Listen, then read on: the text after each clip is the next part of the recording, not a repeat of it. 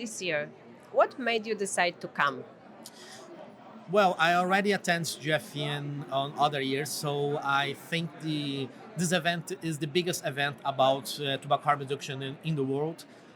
As a Brazilian consumer and activist, I had to be here because you find every specialist and expert on the field. You have access to the update science. You have a lot of connections made with other activists of Latin America, especially. So it's a place where we can renew our strength and our energies for the rest of the year to try to fight for tobacco harm reduction.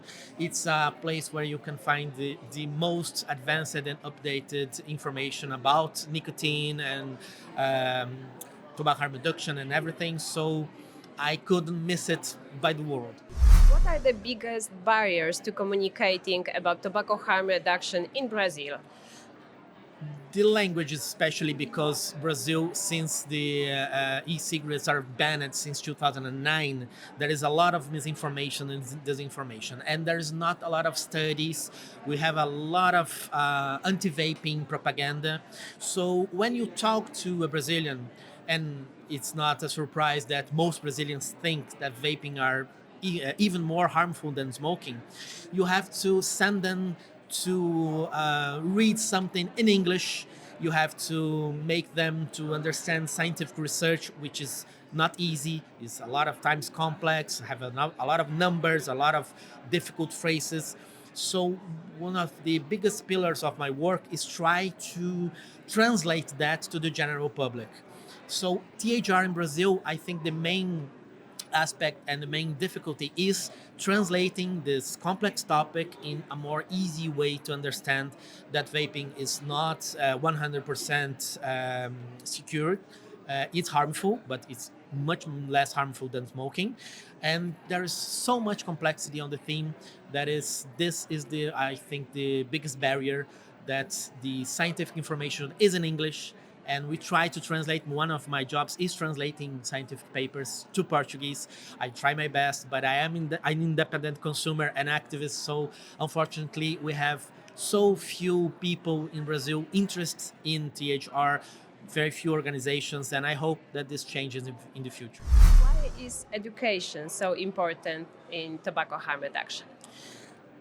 Well, education is important in everything, so we have to be educated if we want to understand the world.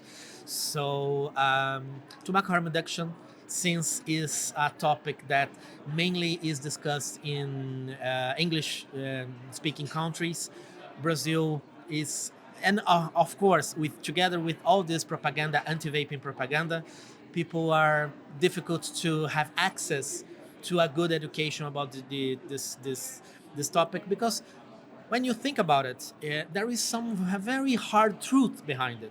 Like, I don't know, let's see, nicotine. Nicotine doesn't cause cancer, but it's not innocuous, it's not 100% safe. So when you talk about nicotine in a way that, wait, it's not the worst thing possible, people often confuse nicotine with smoking. But you don't want to encourage people to use nicotine, despite having benefits to use nicotine, but also there are harms. So it's you have to to search for an equilibrium about the truth behind it, no matter what, but also doesn't encourage people to misunderstand the tobacco harm reduction in a way that, oh, so it's safer, it's safe, it's 100% no problem using, so I start to vaping despite not smoking. That is the challenge, I think, and education is the main part of it. The sessions you have participated in, what have you found interesting? I loved the presentation of Dr. Ariely, because I am not I'm not a part of the academia, so it was a bit grim to know that the academia have so much challenges about funding, and the system by itself has a lot of flaws, because we try to use science to prove our point, to be secure about what we are saying and doing. And when we discovered that science has a lot of flaws, a lot of scientific papers are not trustful and not reliable, it's something that scared me. But also, Dr. Ariel told us that this is changing slowly, but it is. So it's hopeful to see that in the future we'll have better science, better information, so I can get this information and translate and show to my public audience.